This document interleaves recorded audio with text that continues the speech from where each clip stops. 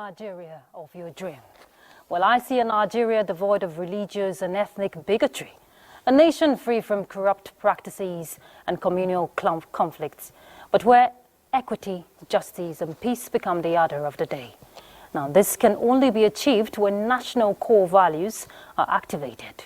But unfortunately, the outcry on the level of moral decade among citizens is one that has continued to set the nation somewhat backward.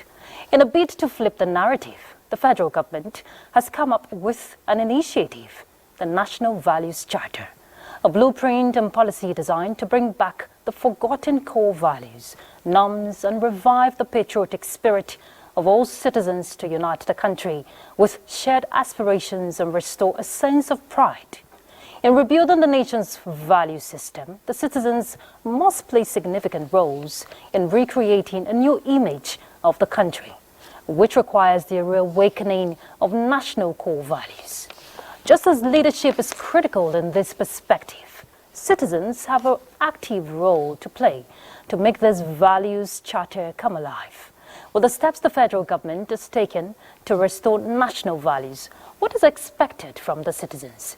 Well, on Weekend File tonight, the focus will be on promoting national values, the role of citizens, and we'll bring you views of Nigerians sent in by our correspondents across the country.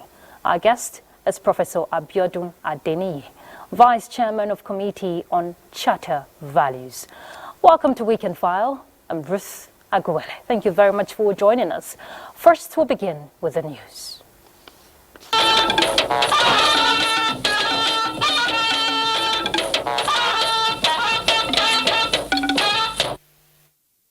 President Bola Tinubu has asked for a little bit of more patience from Nigerians, promising that his administration will definitely make up for the present situation in the country. This was at the Trooping and Presentation of Colors ceremony marking the 60th anniversary of the Nigeria Defense Academy, Kaduna. State House correspondent Musbahu Danwahab reports. Nigeria Defense Academy, NDA, supplying resourceful officers into the services of the Nigerian Armed Forces since 1964. You are welcome to the Nigerian Defense Academy, Your Excellency. For an institution whose alumni have been actively involved in defending the territorial integrity of a nation and subduing internal uprisings for 60 years, no support is too much. That fact has been repeatedly represented by this Commander-in-Chief with his clear support for the armed forces. Here, another morale booster. On this special occasion, he was the reviewing officer.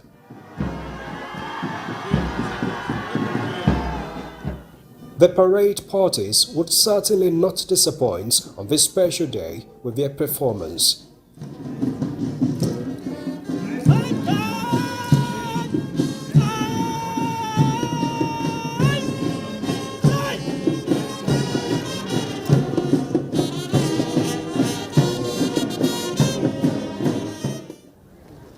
The national and regimental colors presented to the Academy during its Golden Jubilee were due for retirement.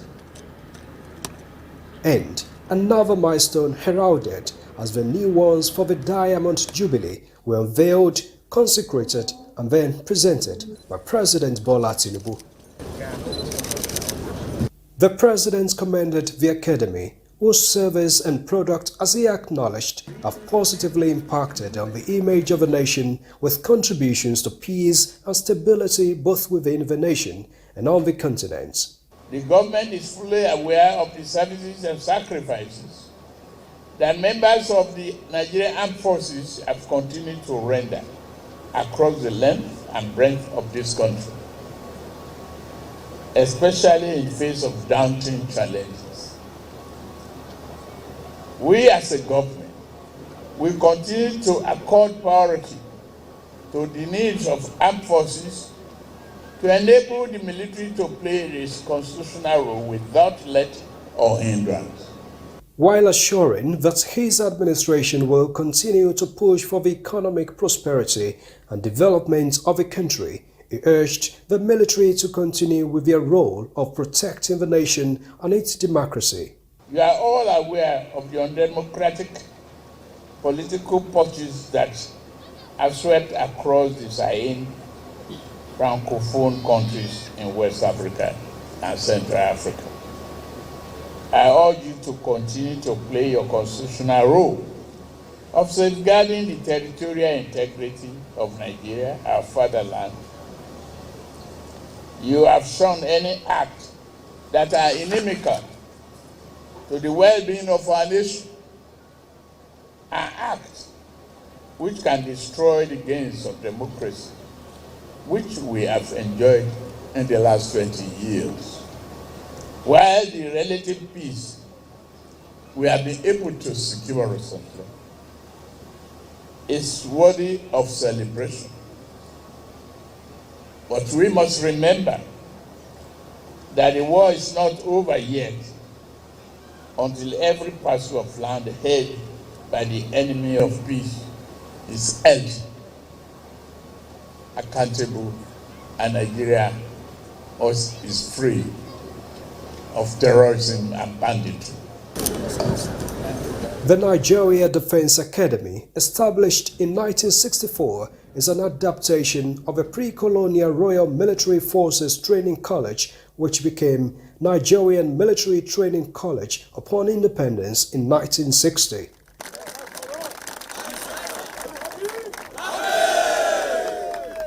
From Kaduna, Musbau, then Wahab, NTA News. In other news, troops have arrested 466 terrorists and rescued 166 kidnapped victims in the last 7 days. The Director of Defense Media Operations, Major General Edward Buba, who stated this at a news conference, said 26 oil smugglers and several weapons were also recovered.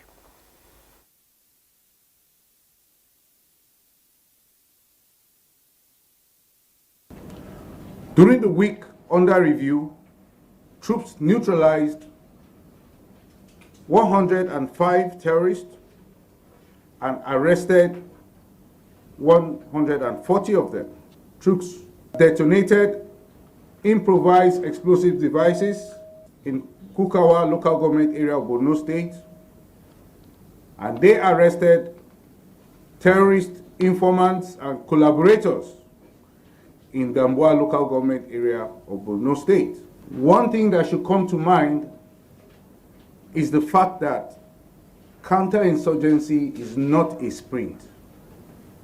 It is a marathon. And we are in this race to win it just as we are winning the war today. Military enjoined citizens to support security agencies with intelligence report. The wave of renewed hope agenda is now spreading fast and gaining traction by stakeholders in re-engineering a possibility of bouncing Nigeria's economy back amidst global challenges. Now, the latest is coming, talking about this emphasis from the Arawa New Agenda on Tackling Poverty in Northern Nigeria. Correspondent Abubakar Akwanga reports. The yams, the tomatoes, the others that are coming, they are all coming from the north. But what happens after the Boko Haram saga? Even the southwest, they are crying. They are crying too. But the only thing is that, this sentiment of it's our Peking is always the problem. Northern Nigeria, a region blessed with enormous potential to drive the non-oil sector to its pinnacle, but impoverished by short supply of enterprising might. Now, to influence a paradigm shift, the Arewa New Agenda is exploring alternative approaches to mitigating poverty, moving households from vulnerability to prosperity. All the thematic areas, the 7 aspects that we are talking about here, we have majority can done by both government and our entrepreneurs, so that they can tackle it. The problems are so monumental that we are praying for the managers of the economy to do their best to guide Mr. President on how to get a quick turnaround. The government should do everything possible to tackle the problem of insecurity, first and foremost, before the rainy season, so that farmers can go back to their farm, then provide inputs to farmers at subsidized rates. We should pray that will be part and parcel of changing the northern Nigerian situation with a view to creating a greater Nigeria. The conference, aimed at tackling poverty in northern Nigeria, is playing a card that will further guarantee the future of the region and open a new vista for economic independence of the country. In Abuja, Abubakar Akwanga, NTA News. 12 aspirants on the platform of the APC running for the September 21 race in Edo State have been presented screening certificates by the party ahead of the party primary slated for February 2024. Let's hear once again from correspondent Abubakar Akwanga. 12 aspirants now battling for one ticket to face 15 other party candidates come September 21, 2024. The National Organizing Secretary of the party congratulated the aspirants and urged them to abide by the party's constitution. In fulfillment of the provision of the party guideline that Screening Committee and indeed Appeal Committee will be constituted by the party and be inaugurated to thoroughly screen all the aspirants, thereby giving them certificate of being screened for the purpose of contesting the primary election. It's only the national body, National Working Committee, that have the power to conduct a screening exercise, and we've completed that exercise.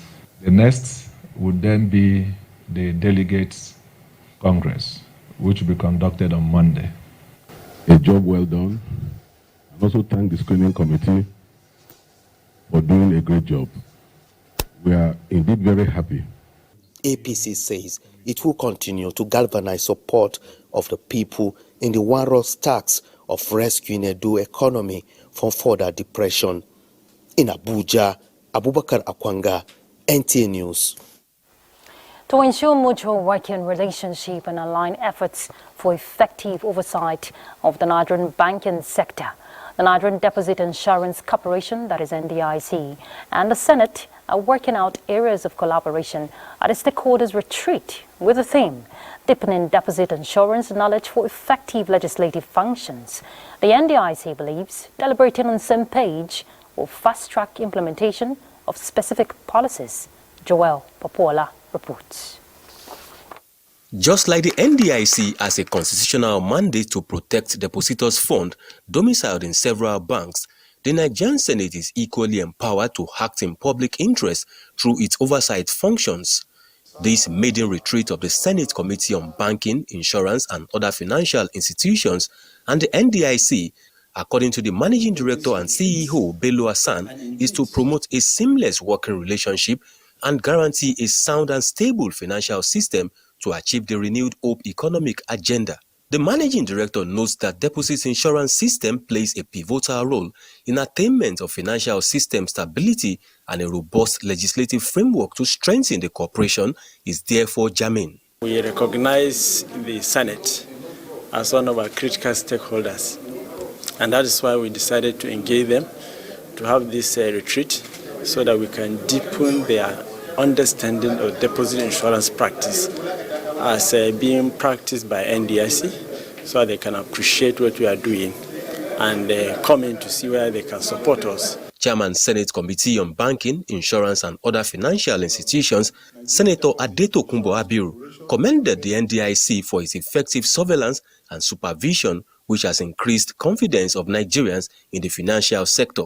The banks in Nigeria, they have been very resilient, even in spite of all of the headwinds that we see in the global stage. And to that extent, you know, the role of the NDIC is very important. Yes, we know that the banks, their ratios are very good today. So it also means that we, as legislators, we must even understand even the role the regulators are playing. Stakeholders unanimously agreed that the takeaway from the retreat will unlock the full potential of the deposit insurance scheme. In Lagos, Joel Popola, NTA News.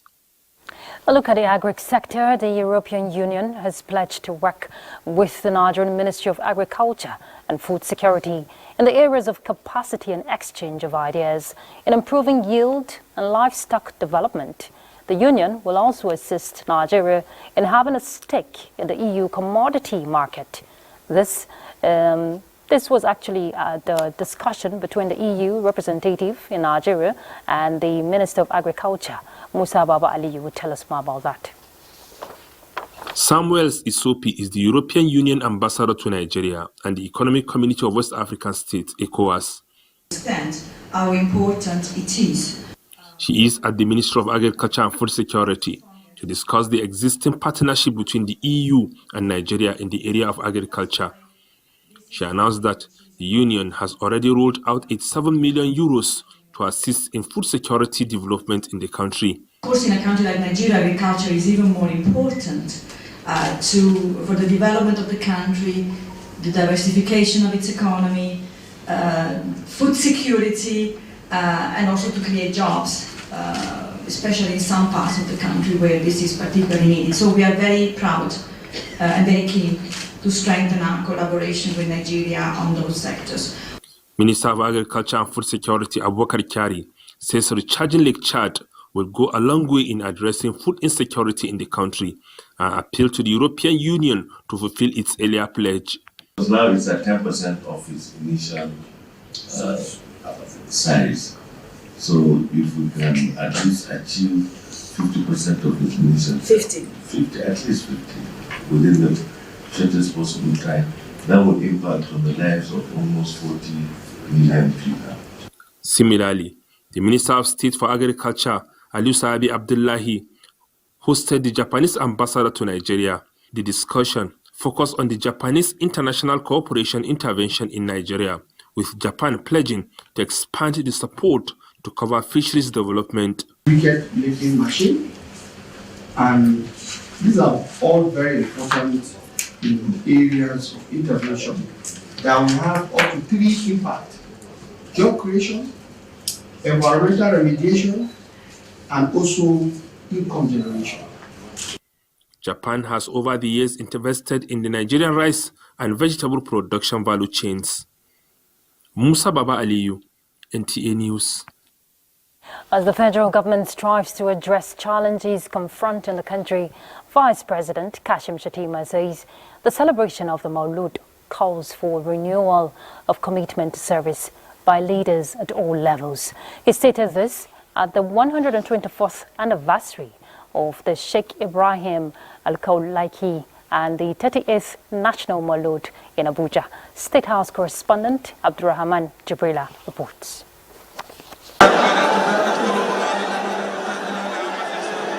It's the 38th National Maulud, and the mood here depicts the reason of the gathering. That's to offer prayers for peace and unity of Nigeria.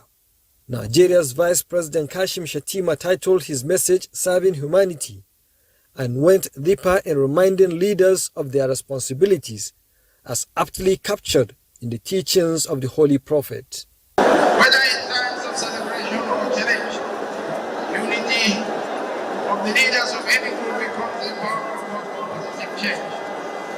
It is within this intersection that we find common ground to identify people's aspirations, joys and struggles. More than mere collaboration, it is a testament to our collective stewardship. Vice President Shatima appealed to the faithfuls of the major religious groups in the country to always engage in tangible efforts to understand one another and remain the voices of reason in bridging the gaps between knowledge and ignorance. Leader of the Tijaniya movement and the 14th Emir of Kano, Muhammad Sanusi II, acknowledged the support and cooperation from the federal government with assurance of continued prayers for the growth and prosperity of the nation. In Abuja, Abdurrahman Jibrila, NTA News. President Bola Ahmed Tinubu has directed Vice President Kashim Shatima to lead a presidential team to the finals of the African Cup of Nations in Côte d'Ivoire. A statement by his senior special assistant to the President on Media and Communications, Office of the Vice President Stanley Nwokocha, says President Tinubu notes the unifying power of football and the immense role the Super Eagles play in fostering national pride and unity, and the positive effect of Vice President Shatima's earlier presence in Abidjan to when the Eagles defeated South Africa. As the team meets host Cote d'Ivoire on Sunday, President Tinubu urges Nigerians to fully support the team to victory. And to give us the latest update on the ongoing AFCON, we join Abdullahi Ajia now, who is standing by. Ajia, it's your turn. Thank you, Ruth, and welcome on this segment. Well, let's go straight away as we tell you that the time is ticking fast to the last match of the 34th Africa Cup of Nations, which ends in Cote d'Ivoire on Sunday. Two familiar foes, the Super Eagles and the Elephants, will be meeting for the second time in this tournament after their encounter in the group stage, which Nigeria won by 1-0. While Nigeria will be hoping to win a fourth AFCON title, Cote d'Ivoire are all out for a third triumph after victories in 1992 and 2015. Now, Coach Jose Peseiro believes he can win the tournament at the first time of asking and bring back the fourth AFCON title to Nigeria. The Portuguese, who relish the tough and bumpy ride Super Eagles endured to get to the final, believes Nigeria has a stronger will and desire than ever before to win AFCON this time around and reclaim their sport as the best on the continent. Our demand, commitment, our sacrifice, our spirit, what we must do each moment again, what to do, manage our mental balance before the match, along the match, only this, only for our players. Meanwhile, Super Eagles captain Ahmed Musa says he is not getting carried away as he and Kenneth Omeruo are on the cups of history to become Nigeria's first two-time winners of the tournament. Musa and Omeruo were parts of the team that beat Burkina Faso by a lone goal in the final 11 years ago, but the forward has called for patience, insisting that beating Cote d'Ivoire is daunting but achievable task on Sunday night. I've played a lot for a lot of my teammates to win. And now, if any player play for me to win, I don't think there's anything bad over there. For me, it's just the most important is just to win and encourage them. We just have to go back and look at our last game that we play against them. Watch their few games that they change and see what we can do with that. I think that is the more important. Now, Cote d'Ivoire coach Amas Faye wants to add a third star to the crest of the Ivorian jersey by winning the third tournament at the expense of Nigeria on Sunday. The 40-year-old, who replaced Jean-Louis Gasset after the group stage matches, is confident in his team's ability to avoid back-to-back defeats to Nigeria. Now, the Super Eagles are just one step away to rule the continent again for the fourth time. Of course, host country Cote d'Ivoire stand on their way to victory. Well, the battle line has been drawn for the two teams to slug it out. Would it be victory away for Nigeria or victory at home for Cote d'Ivoire? The answer lies in the field of play, as it is not always the case of hosting to win. Head-to-head between Nigeria and Cote d'Ivoire, both teams have met at times, producing 4 wins each with no draw. Now, it is another onslaught of two famous names in African football with a defining moment of history for both teams, which are aspiring to win more of the AFCON title. Cote d'Ivoire, being the host country, managed hard times from the very beginning of the group stage on their way to the final. The Elephants will also put their hopes on home crowd support, which might be the historic case of Egypt, which hosted the AFCON and won in 2006, being the last time any country hosted and won. They may say that it's their right to host and win, but in football it's not like that. If you didn't make it or play well, even though if you host it, you can dash out. Nigeria has a good team. We know that we dominate them. We have won them for the first time in this competition. 1-0, it ended.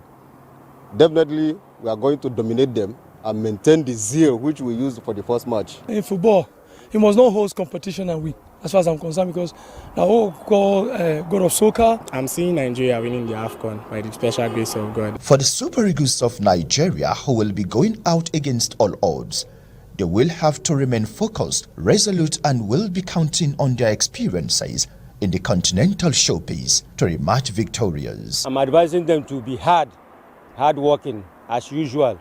With that, we are winning the cup. The fans, everybody, the spectators, they're expecting a lot from them. The Super Eagles' desire for a fourth AFCON title is just one hurdle away as time ticks towards the continental clash of the Eagles and the Elephants. In Abuja, Abdullah Hajia, NTA News.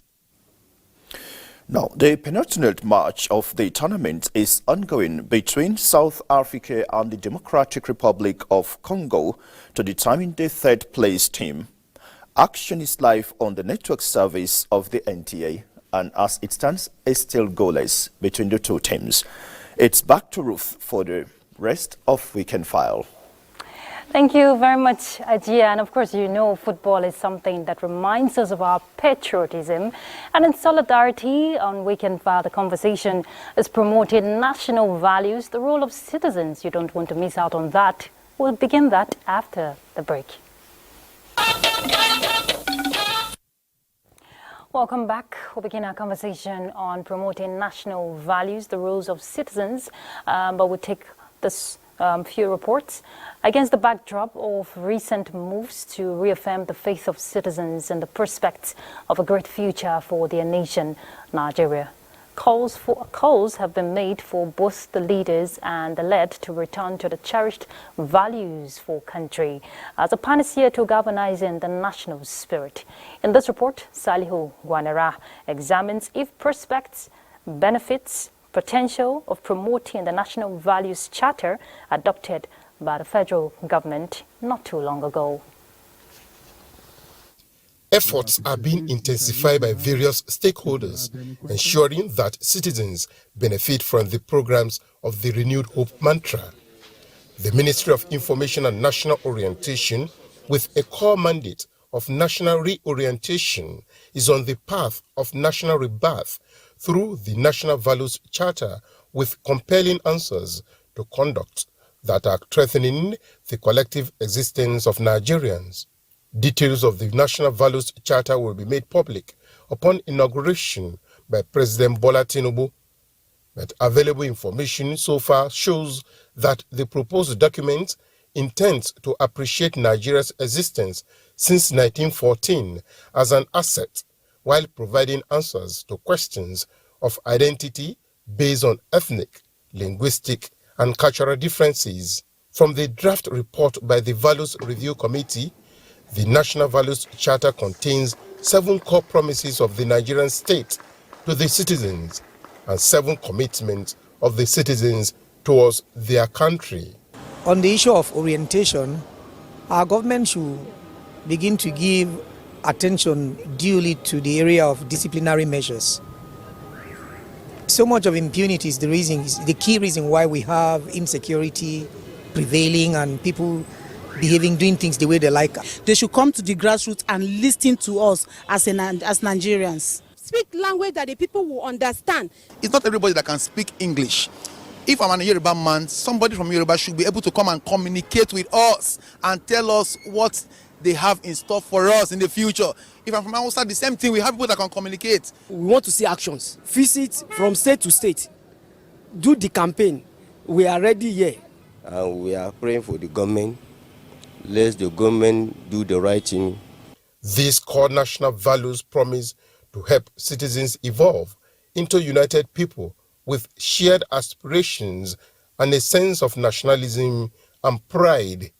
And it is my sincere hope that all Nigerians at all levels, irrespective of whatever social class, age, or geographical location, will embrace this document as a springboard in line with the renewed hope agenda of Mr. President. His Excellency, President Bola Ahmed Tinubu, intends to build a united, peaceful, and prosperous Nigeria that will take her rightful place in the committee of nations. Welcome to a new Nigeria. The expected role of the citizens to make this happen is for all to wholeheartedly and collectively embrace the proposed 7 core values when unveiled with love and unity, similar to what Nigerians display to the country's national football team, the Super Eagles, for national greatness in Abuja. Saliu Gwanara, NTA News. Indeed, a new Nigeria can be birthed when there's respect for one another, upholding the rule of law, and imbibing good virtues, which have been highlighted as key components for promoting national values. Bolaji Akem reports that stakeholders also believe that embracing national values by Nigerians will help in addressing a series of challenges facing the country. Lagos, being the commercial nerve center of the country, attracts people from various cultures and religions, both within and outside the country. With an estimated population of 20 million, the state serves as a melting point for diverse cultures and religions, and the residents coexist peacefully despite differences in their ways of life. Living amicably with people are essential things to be done. At least as a Muslim, as a Christian, nothing should be causing problems. So far, we are living harmoniously. I'm not from Lagos State, but I find it quite accommodating. So that, I think, is the reason the accommodating nature, to a very large extent, makes it possible for people to want to come.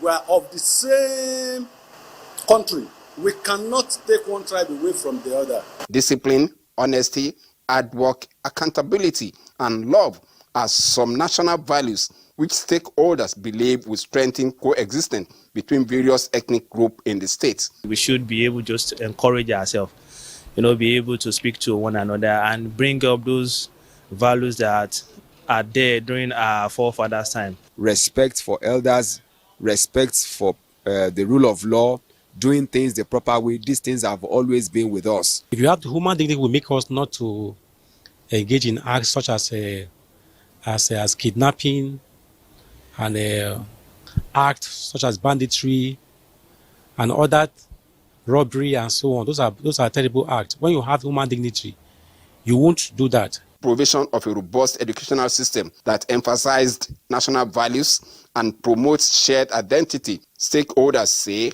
will help to counter divisive narrative. In Lagos, Bolaji Akim, NTA News. All right, let's expand the scope by understanding the new baby. That's the National Values Charter. We have a guest in the studio, Professor Abun Den. He's the Vice Chairman, Committee on National Values Charter. Thank you very much, Prof, for joining us on Weekend File. Thank you, my pleasure. All right, going from the beginning, actually, let's start from the beginning. If you recall, we've had values reorientation in the past. We've seen Nigeria, good people, great nation. We've also seen change begins with me and the likes. What will be different this time around? So fill Nigerians in on what this National Values Charter, what change it will bring. Yeah, thanks a lot again for having me. Before now, we've been having orientation, drives and campaigns. That seems to be only top-down, if you want. One that seems to focus on attitudinal change, but the preachments, the campaigns have often come from the top rather than making it to look like a dialectical relationship, one that is not just top-down but also bottom-up. So in the circumstance, we have one that is both coming from the top and also bottom-up, in the sense that where there are expectations from leaders, from the authorities, from the state, from government, there are also expectations from the side of the citizens. And these expectations are actually mapped into 7 each, 7 apiece. So by the time you have them interacting with each other and all the sections trying to live up to expectations, all nested into the idea of value change, into the idea of virtue change, such that we'll have a system that is leading with credibility and integrity, that we can propel ourselves to the next level. And do not forget that it's all, again, hovering around the need for fundamental changes in the way we do things. Development is not just ensconced only in physical facilities alone, in infrastructure and utilities. It's also embedded in character, what are the things that we believe in? What are the things that we share? What are the things that can bind us together? And we see it in different parts of the world, countries that are otherwise civilized, developed, and prosperous. In the United States, often you hear about freedom, happiness, and prosperity. In the UK, you hear about egalitarianism, you hear about welfareism. But in our own case, what is that dream that we're subscribing to? That is what this National Values Charter is coming in, to integrate into our body politics, into our patterns, our particularities, so that both as leaders and as led, we can just believe in some very strong values, some core values beyond our religions, that will be able to prevent us, from doing things things that arrive in the system. Okay. Acts of criminality, moral infringements that often impede the course of development, as the case could be. All right, and to make Nigerians, talking about the citizens, play their own role, talking about active participation, we're made to understand that the National Values Charter will serve as the springboard, especially in this renewed hope mantra of the present administration. But there are also 7 core promises from the National Values Charter that the Nigerian state is expected to give the citizens, from what you're saying, and also vice versa for the citizens' commitment. So break it down very briefly. What are these core promises? Now, it's already established in social construction, consistent with the Leviathan, that citizens seize their rights to the state so that the state will in turn protect citizens. But beyond protection is also some expectations on the part of the citizens, that leaders will be committed to the development of the state, leaders will be protective of the citizens, they'll provide for the citizens, create enabling environment, for businesses to thrive, for citizens to live a happy life. But those things are often taken for granted, and that's the bane of our system. On the part of the citizens too, there are expectations. Citizens need to be patriotic, they need to be nationalistic, they need to have that duty of care to fellow citizens. But here, now and again, you see situations where citizens are hostile to themselves, beyond saying that they can also be hostile to government. We don't, there's no bond really. That sense of Nigerianness is here to down on us. Now, how do we cement it? How do we bring it about? We can only do this by reminding ourselves beyond the previous campaigns that we have obligation to the nation state, beyond expectations that the nation state will also have to do things for you at the level of providing for your living or providing an environment for you to earn a living. The nation state, yes, has a responsibility. Beyond that, our citizens will also have responsibilities. Because if you look at it, the huge population, if you look at the percentage of leaders, they are quite marginal when you compare it to the percentage of citizens who are not in government or who are not leaders. Yeah, expectations are higher on the side of leaders, but even that, where we're galvanizing them, propelling them to meet their mandate, to fulfill their responsibility to the people, we also have to pay back, through the 7 points that I believe that government will share to the citizens, so that we can all be on the same page. I think it's a win-win sacrifice from both ends. Right. Professor Adeni will pick up on this conversation after the break. Please stay tuned. Welcome back. Patriotism, dedication, and sacrifice are the key ingredients needed of Nigerians to return to the path of glory. These were the views of cross-sections of citizens in Kano. Amin Umar reports. The nation's social challenges are majorly attributed to the moral decay, with most of the fingers pointed at the youth. Although history will not forget their struggle as nationalists, with reference to incorruptible posture of General Murtala Muhammad. And he contributed immensely in the socio-economic development of Nigeria. He fought corruption seriously to the level that corruption was almost totally annihilated. Looking at the contributions of youth in all aspects of life, citizens are of the opinion that they need to continue to actively participate in the nation building under the proper guidance of elders for sustainable national development. This opinion is popular among youth who appeared not too satisfied with the role played by some who were alleged to have been found in corrupt practices and other antisocial behaviors, but were quick to believe that youth are still the way to go so long as they are guided. One of the fundamental things we need is mentorship. The youth of nowadays have no mentors.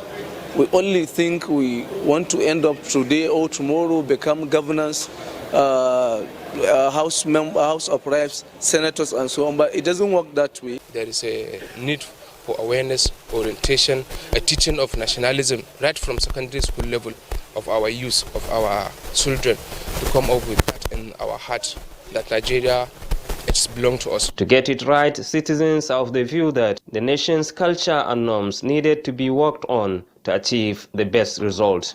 In Kano, Amin Umar, NTA News. All right, we'll pick up with that. Professor Adini, I'm sure you just saw that report. Let's look at the role of state government. Of course, the whole goal is to ensure that these values are in it, you know, in every citizen's. Of course, the state governments too have a role to play, don't you think so? Oh, definitely. Okay. State governments are just sub-national level of government, or what some people call sub-sovereign. You know, it's a step, it's a level in terms of governance.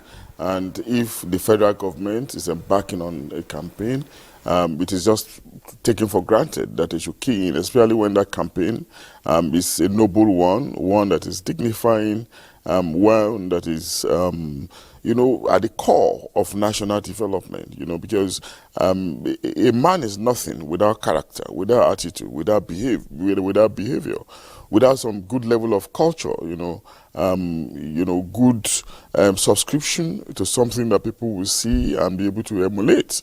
And that's why it's often noble. If you look at all the terms on the part of the citizens and the part of the government, there are terms that you can actually call God terms, you know, because they speak to the good, they speak to nobility, things that can be dignified, and which is why it should permeate all cadres of government, you know, whether federal, state, or local government, you know, because these are just tiers of government, and being tiers is just for administrative convenience, so that governance and the activities of government can get down to the people in all their nooks and crannies that they are in.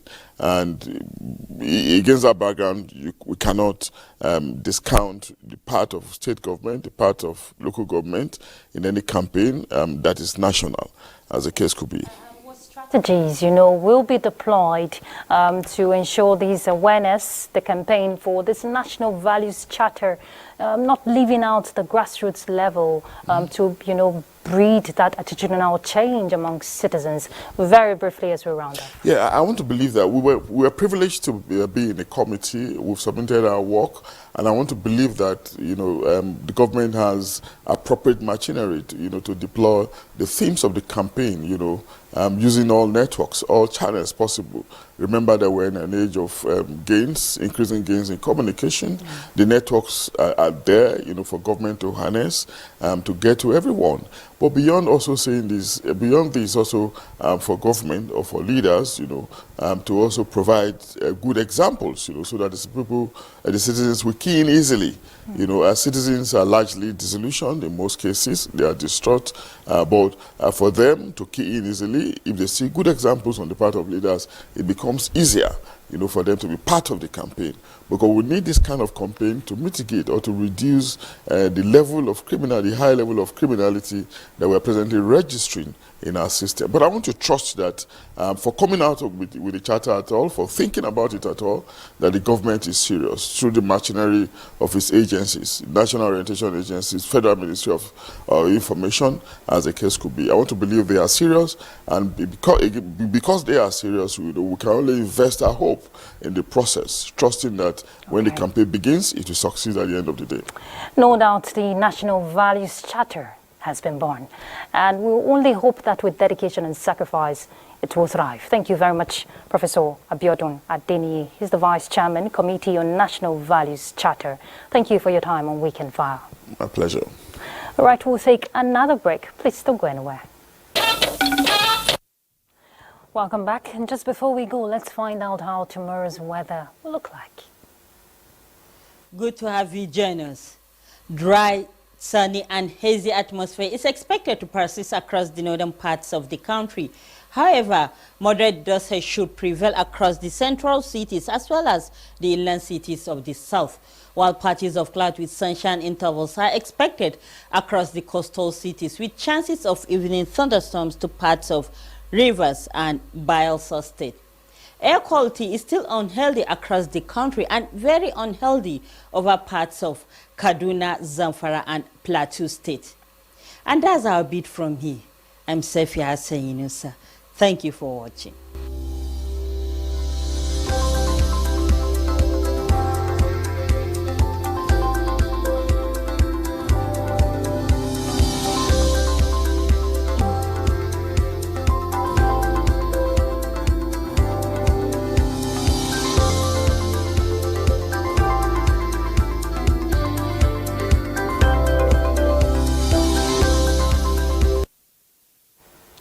All right, don't forget tomorrow is a big day for Nigeria. In the spirit of patriotism, let's keep hope alive. Do have a good night rest. I'm Ruth Aguele. Bye.